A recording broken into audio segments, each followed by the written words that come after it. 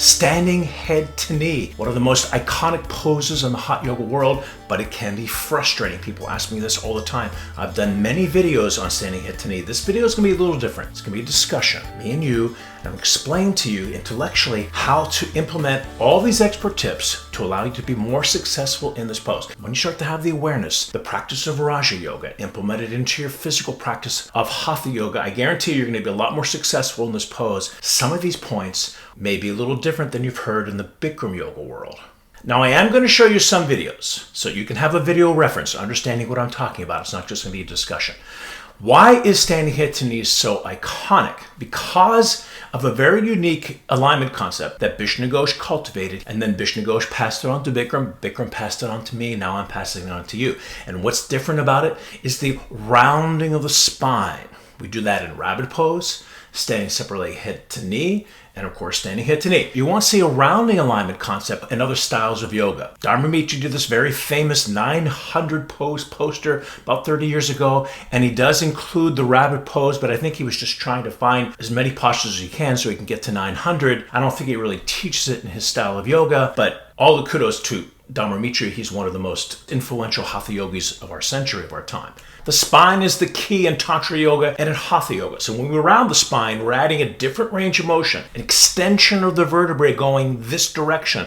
When we're in our back bend, it's a compression of the vertebrae. So having the extension and the compression is a big part of the concept of getting the spine more open and more supple so that we can remove the blockages, allow the energy to flow through it. Before I give you the next tip, if you're new to the channel, please consider subscribing, hit the like button. Any comments, frustrations in this post, put them down below in the comments. I get to all the comments. Hit the like button right now.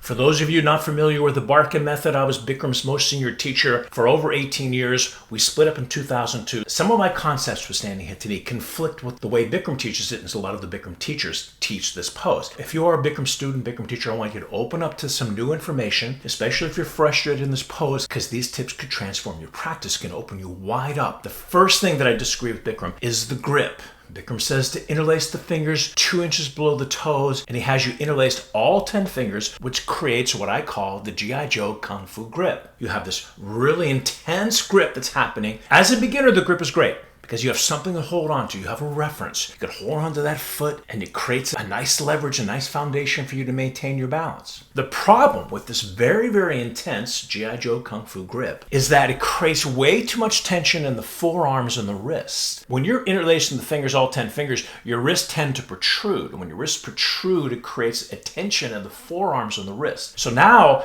as the beginning student becomes more flexible, as it becomes more intermediate, it becomes more advanced, and now is going to be restricted in getting his elbows down because the wrists and the forearms have to relax to get to the next level, which we're going to get to a little bit later on when we get more to the next level. When you hold just below the ball of the foot, you're creating a range of motion for the foot to come back towards your face. If you point your toe even 1/4 of an inch, even a centimeter forward, it's going to create a tension in the hamstring. The whole idea is to stretch the hamstring, so you don't want to limit that range of motion. So hold just below the ball of the foot. Now the foot has a range of motion to come back towards your face. Now you can extend that hamstring all the way to its full potential. And don't interlace all 10 fingers, interlace 8 fingers. The thumbs are not interlaced because here you are with the protruded wrist with your thumbs interlaced, but when your thumbs aren't interlaced, now look what happens to the wrist, it extends. So from here to here, I just gained 2 inches more range of motion. By straightening the wrist without getting more flexible on my hamstring, you're actually creating more of a tension by having that G.I. Joe Kung Fu grip. Another little disagreement between Bikram and I in the position of the upper thigh muscle. Bikram says have the thigh muscle parallel to the floor. I believe, especially if you have a compromised back, especially if you're a little bit overweight, just anybody over 25 years old, if you're too low with your thigh parallel to the floor, it's going to put way too much strain on the sacrum. One of the last teacher training programs that I taught for Bikram was in 2002, and I told everybody, instead of having your thigh parallel to the floor, lift your knee up just a little bit above the waist level, just a little bit. Bringing the knee up just a little bit above waist level widens the sacrum, takes all the pressure off the lower back. When I taught this, there was about 250 people in that training. I'm telling you, at least 60 people, and I'm not exaggerating, came up to me afterwards and said, "Oh my God, thank you so much. I thought there was something wrong with me. My spine was dying. My lower back was dying. When I brought my knee up just a little bit, it took all the pressure off. Then I had the range of motion to extend that leg out to that parallel position. So get your knee a little bit above waist level. You're still going to have the pendulum swinging to go parallel. Let's talk about that. But let's go back to the beginner. Now, the beginner, you have a different primary thought than the intermediate student, a different primary thought than the advanced student. For the beginner, the key is keeping the standing leg straight. Another disagreement between Bikram and I, not necessarily a disagreement in the position of the leg, but in the language and how we describe it. Bikram says, lock the knee. If you say lock the knee, it could imply a hyperextension of that back behind that leg. I did a video a while back called Don't Lock the Knee. Check that video out after you watch this one. I'm saying the same thing as Bikram is saying. He also says in the same sentence, your leg should be one unbroken lamppost. That's the language that he uses, so it's a straight line. If you hyperextend the leg and you go the other direction, now you're bending it in the other direction. Now, I'm not saying bend the knee forward, but I'm also saying don't bend the knee backwards. Keep it nice and straight. So now what we have to do, we have to keep the quadricep muscle of the standing leg engaged. That's going to take the pressure off of your knee, and you could have serious knee problems. Do not hyperextend that leg. Don't push it back into a locked position. Zip up the quad. Get the weight forward into the big toe mount. Lock the knee, lock the knee, lock the knee became this iconic phrase in the Bikram yoga world. In 1984, Bikram married his wife Rajeshri, and I'd actually had met Rajeshri just before the wedding. If you know anything about Indian weddings, it lasts for 4 days. So after they came back from the 4-day ceremony, they had a party in Beverly Hills. And if you're my age, or if you're a history buff, the first Tarzan, or one of the first Tarzans, was Johnny Weissmuller. He was a famous Olympic swimmer. So the party was at Johnny Weissmuller's backyard. And all the Bikram student celebrities were there. Kareem Abdul-Jabbar, Shirley MacLaine, Martin Sheen. I'm not sure if Raquel Welch was there, Richard Benjamin, Quincy Jones, and it was freezing cold. So Bikram gives the speech thanking everybody for coming to the party. He's up on this stage. He's looking out over everybody in the backyard. And he says, and I'll take this phrase to my grave. Lock the knee. And everybody cheers. Don't lock the knee. You're going to compromise the back of your leg. Now we move on to the intermediate level. Now your standing leg is a given. Back to that pendulum swing. You have the knee a little bit above waist level. And now we're working to extend the heel forward to the front.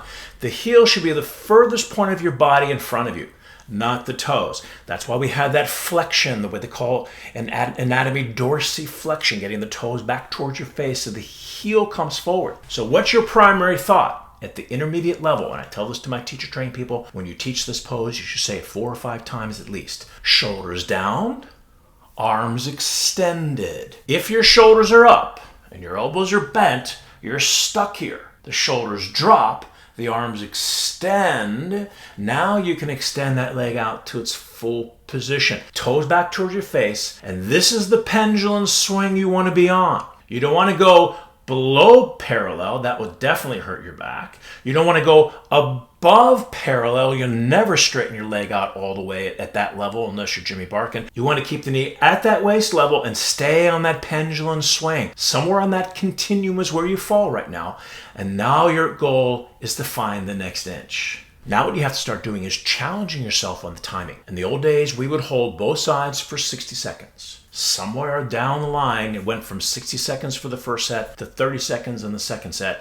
That was never how we did it. We did 60 seconds each set. And in the advanced class, we would hold this pose for 2 minutes. Are you kidding me? Each side for 2 minutes. So how are you going to be able to hold it that long? You have to give yourself a tangible goal, and you have an internal clock. So let's say you can only hold this pose for 15 seconds. Your goal is 17 seconds. You have that internal clock. You're counting down for yourself. You do want to be focusing on your primary thoughts, but you can also have that internal clock happening. And now when you get to 15 seconds, cowboy up and get to that 2-second tangible goal. Now you've reached 17 seconds. Now the next week, we're going to go to 20 seconds and then 20. So you're going to build it up slow and smooth. Find a tangible goal. Challenge yourself, because the longer you can hold this position, the more advanced you'll start to become, the more results you're going to see. So you got to cowboy up, hold it a little bit longer, and challenge yourself. One more tip that applies to the intermediate level, and I see this in every single picture that's posted on Facebook and Instagram. The foot has a tendency to turn out to the side. So you're kicking the leg out, the toes turn out to the side. The reason why that happens is because of the IT band, the side of the hip, that is tight for a lot of people. So when your foot comes to vertical, where it needs to be, it creates a tension in the IT band. So people have a tendency to avoid tension. They may not even be aware of it, and the toes turn out and the legs come in. So we're going to make sure, let's say you're doing the right side, you're going to get the leg to the right and your toes to the left. Left side, you're going to get the leg to the left and the toes to the right. So the toes are over the heel and the foot is vertical. And a side note, if you want to be taught by me directly, you can join the on-demand membership. You can join the on-demand teacher training programs or come to one of my live teacher training programs. I put links down in the description below. And therefore, when I can see your practice, sometimes I can give you a minute little subtle adjustment that could change everything. And now we move on to the advanced level. The standing leg is straight, and that's a given. The upper leg is straight because we've dropped the shoulders and extending the arms out, and that's a given. So now, only when the upper leg is straight, that's when we take it to the next level. And now your primary thought changes again. At the advanced level, when it's time for you to drop your elbows down, your primary thought is to keep the upper quad muscle engaged. And I'll tell you why. Because what happens at this level, when people start to drop their elbows down, the upper leg starts to bend a little bit. As soon as that happens, you're done. You're stuck. The upper leg has to be straight and stretched out. So when you drop the elbows down, you start curling in. You have to make sure the upper leg stays straight. How are you going to do that? Keep the upper quad muscle engaged. And two things prevent people from getting down to that full position where they actually curl down and touch their head to the knee. One is the grip we talked about before in the very beginning of the video. If you have the G.I. Joe Kung Fu grip and your forearms and wrists are so tight and tense, you're not able to drop your elbows down. You're holding on with your fingers. So the wrists are loose and soft. The elbows are soft. The shoulders are soft. So now when it's time for you to drop your elbows down, they just drop. You're not holding on with your wrists and your forearms. You're holding on with your hands. Now there's a hinge that happens. The elbows drop down and eventually they go below the calf muscles. And the second thing that prevents people from getting their head to the knee is they come down with too straight of a back. We have to have this curled rabbit spine. So the center of gravity is over the thigh, not out by your shin. You're coming down with a flat back, you'll be lucky to touch your forehead to your shin. We got to get the forehead to the knee. So one trick that I showed this before, look down from the very beginning. So if you're about to go into the pose, you're looking straight down and your body just curls in and your head touches the knee. As we watch this video, you can see Elena, her head comes to her knee, her head comes up. Look at her upper spine. It doesn't move. Her center of gravity is over the thigh and she beautifully turns in. Her forehead touches the knee. She's keeping the primary thought of the upper quad engaged because that's her primary thought. And then you can press your elbows into the calf muscle. That's going to give you something else to hold on to.